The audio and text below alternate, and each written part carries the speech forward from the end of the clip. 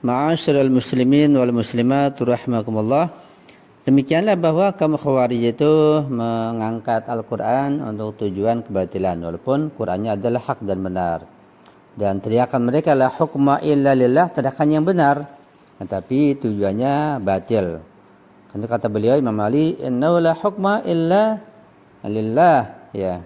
Naam, innahu la hukma illa lillah, ya betul, enggak ada hukum melainkan dari Allah atau untuk Allah Subhanahu wa taala.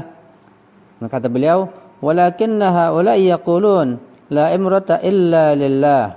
Innahu la budda lin-nasi min amirin barrin aw fajirin ya'malu fi amratihi al-mu'minu wa yastamti'u biha al-kafiru wa yuballighu Allah fiha al-ajala wa yajma'u bihi al-fay wa yuqatilu bihi al-adu wa ta'manu biha as-subulu wa yakhadhu bihi lid-dha'ifi min al-qawi hatta yastariha barrun wa yastaraha min fajirin. Jadi kata beliau, kalimat yang mereka ucapkan itu adalah kalimat yang hak, tetapi dimaksudkan untuk kebatilan. Ya, memang benar bahwa tidak ada hukum dan keputusan melainkan hukum dan keputusan Allah Subhanahu wa taala semata. Tetapi orang-orang ini mengatakan bahwa tidak ada pemerintahan melainkan hanya untuk Allah Subhanahu wa taala. Dan sesungguhnya masyarakat itu harus memiliki seorang pemimpin, baik pemimpin itu saleh ataupun buruk. Ya. Jadi saking pentingnya masalah pemimpin, maka sebuah masyarakat, apalagi sebuah negara harus ada pemimpin. Sekalipun pemimpin itu pemimpin yang fajir, yaitu yang suka bermaksiat, bukan pemimpin yang soleh. Itu pentingnya pemimpin, kata Imam Ali. Di mana di dalam pemerintahan itu orang-orang mukmin bisa melanjutkan ketaatannya, bisa melakukan ibadahnya. Sedangkan orang-orang yang tidak taat, mereka hanya akan menikmati keuntungan duniawi di dalamnya. Ada beliau, dan Allah Subhanahu wa taala akan membawa segala sesuatunya akan berakhir. Artinya segala sesuatu ada batasannya, ada akhirnya. Kemudian beliau mengatakan bahwa dalam pemerintah tersebut, ya, pajak harus dikumpulkan oleh para penguasa. Musuh-musuh harus diperangi. Jalan-jalan raya harus dilindungi, ya, diperbaiki, dirawat. Dan hak yang lemah harus diambil dari yang kuat hingga yang bajik menikmati kedamaian dan dilindungi dari penindasan orang yang jahat. Ya, ini adanya dan pentingnya seorang pemimpin di dalam sebuah masyarakat. Tujuannya untuk menegakkan keadilan. Karena sekalipun pemimpin itu bukan ahli ibadah, ya seorang yang fajir, ahli maksiat, tetapi ketika masyarakatnya menuntut keadilan, menuntut kebaikan, dan itu bisa dilaksanakan, maka akan terjadi kedamaian di masyarakat tersebut. Sekalipun pemimpinnya ya bukan orang yang alim atau bukan orang yang soleh. Apalagi kalau pemimpin orang yang soleh. Dan sebaliknya, sekalipun pemimpin yang nampaknya dia soleh, beribadah, ya, memahami hukum Islam, tapi tidak melakukan keadilan dan dia rakus kepada harta duniawi, ini hanya akan menghancurkan keadilan, akan menjauhkan masyarakat dari sebuah keadilan. Karena ada pemimpin yang nampaknya dia soleh, nampaknya menampakkan perbuatan baik, ketaatan pada Allah, sholat, mendirikan masjid di mana-mana, membantu majelis taklim di mana-mana. Tapi di balik itu dia menumpuk harta, merampas ya milik negara sebanyak-banyaknya, kekayaannya di mana-mana. Kemudian lebih dari itu bersekongkol dengan kaum kufar. Ini bukan pemimpin yang diidam-idamkan. Ini malah menghancurkan rakyatnya secara halus. Ya. Kemudian Imam Ali alaihissalam menekankan tentang perlunya seorang penguasa di masyarakat dan pentingnya dan peranannya di masyarakat tersebut.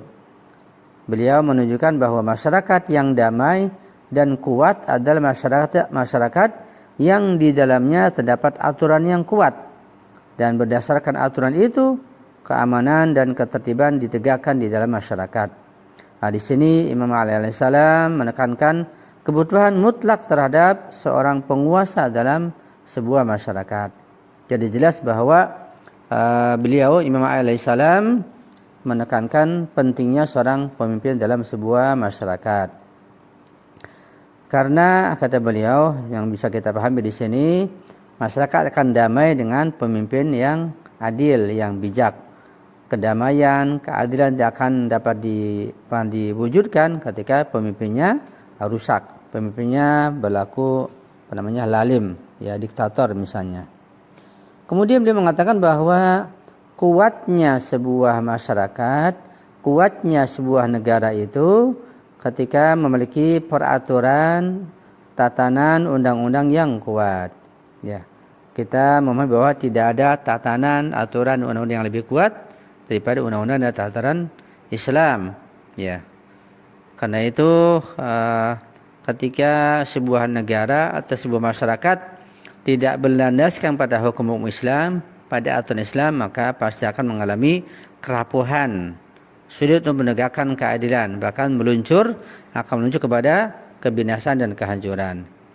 Sekarang kita lihat misalnya, ya, sebagai satu bukti yang nyata, kita lihat pemerintahan Islam itu sudah ditegakkan dan hanya ada satu-satunya di dunia ini, yaitu di Iran. Walaupun mereka tentunya belum 100% menggunakan undang-undang Islam, karena mengalami musuh-musuh di luar yang begitu berat dan kaum munafikin di dalam yang merongrongnya. Karena itu hukum Islam pun belum bisa ditegakkan 100%. Tapi kita melihat dan kita membandingkan dengan negara lain, di Iran negara yang paling aman dan paling kuat.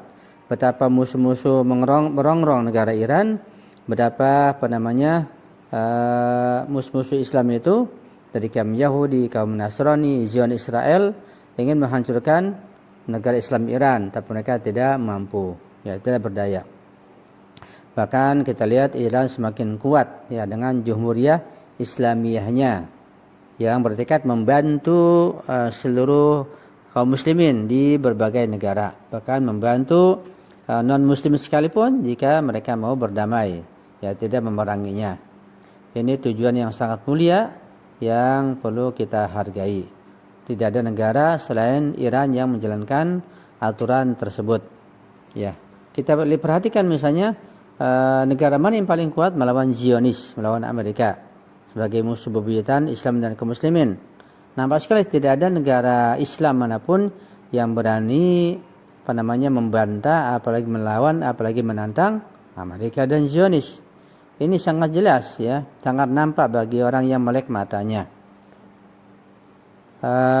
Iran telah membuktikan adanya sebuah konsep negara Islam dengan konsep wilayatul faqih yang kuat, yang solid, yang eksis, sehingga dapat memajukan rakyatnya di dalam negeri dan juga mampu melawan serangan-serangan dan fitnah dari musuh-musuh yang begitu gencar. Ya, betapa Iran itu diembargo, ya, puluhan tahun, ya, sejak mereka melakukan revolusi menggulingkan Shah Pahlavi sebagai boneka Amerika, anak masa mereka. Sejak saat itu mereka diboikot, mereka diembargo. Tapi ketika diembargo bukan semakin lemah, bukan semakin runtuh, maka malah semakin kuat dan semakin maju. Nah, itulah yang membuat negara dan musuh-musuh Islam tercengang dengan kemajuan tersebut. Coba bayangkan bagaimana kalau negara kita diembargo. Jangankan puluhan tahun, barangkali setahun saja sudah kita nggak bisa menggambarkan tentang kerusakan dan kerusakan di sosial dan kerusakan politik yang akan terjadi di masyarakat kita ketika diembargo. Walaupun mungkin hanya setahun saja, tapi Iran diembargo begitu kuat, ya, dari Amerika, begitu dahsyat selama puluhan tahun, tapi mereka tetap tabah, tetap tegak, tetap kuat, bahkan semakin mengalami kemajuan. Ini berkat pertolongan Allah Subhanahu wa taala. Ya. Sampai di sini dulu kajian kita pada malam ini. Nanti kita akan kaji tentang pandangan Imam Ali radhiyallahu alaihi tentang masalah kebutuhan masyarakat atau negara terhadap seorang pemimpin. Mudah-mudahan apa yang kita kaji secara sederhana ini dapat kita pahami dengan baik. Nah, kita sebagai tambahan bekal kita, wawasan kita dan keilmuan kita insyaallah, sehingga dapat menambah keimanan dan ketakwaan kita pada Allah Subhanahu wa taala. Jika terdapat kekurangan atau kesalahan dan kejanggalan dan kehilafan, mohon diperbaiki dan diislah tentunya. Mohon saran yang baik dari antum dan kritikan yang membangun insyaallah. Juga mohon doa antum selalu. Saya akhiri. hadanallahu wa iyyakum ajma'in wa la'afa minkum. Wassalamualaikum warahmatullahi wabarakatuh.